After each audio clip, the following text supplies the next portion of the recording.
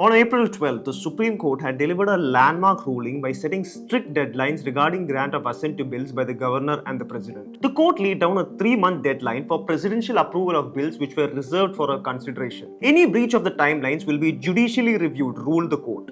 Let's take a look at the history of the Apex Court decision. In April 2025, the Tamil Nadu government approached the Supreme Court after Governor R.N. Ravi delayed approval for 10 bills that were cleared by the State Assembly. On 8th April 2025, a bench of Justice J.B. Pardiwala and Justice R. Mahadevan ruled that the Governor's Act of withholding state legislative bills indefinitely was illegal and erroneous. Subsequently, the bench had used the court's inherent powers under Article 142 to give assent to the 10 pending state bills. Tamil Nadu CM M.K. Stalin hailed the Supreme Court's judgment as historic. Kerala CM Pinarayi Vijayan too termed the Supreme Court verdict a victory for democracy. His government too had tussles with the then Governor Arif Muhammad Khan over pending bills. The top court cleared prescribed timelines for withholding the bills.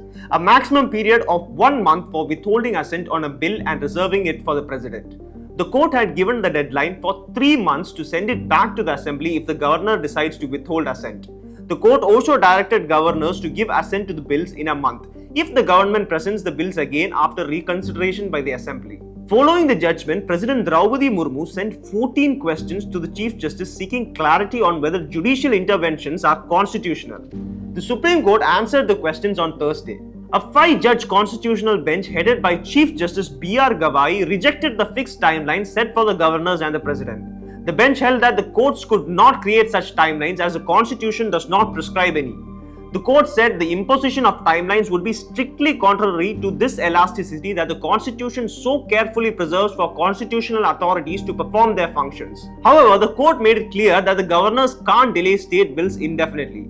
The bench went further to discredit the previous judgment by adding that the concept of deemed assent is against the spirit of the Constitution and the doctrine of separation of powers. The court also ruled that the discharge of functions under Articles 200 and 201, that is the powers of the governor and the president to give or withhold assent to a bill, cannot be challenged before the court. However, the Apex Court did mention that interference is allowed if there is inordinate delay. Now, this must look like a contradiction with respect to the non-justiciability of the governor's actions. So let's see what the court exactly said. In a glaring circumstance of inaction that is prolonged, unexplained and indefinite, the court can issue a limited mandamus for the governor to discharge his functions under Article 200 within a reasonable time period. So basically, a limited judicial review is allowed by the courts if there is unexplained prolonged delay from the side of the governor.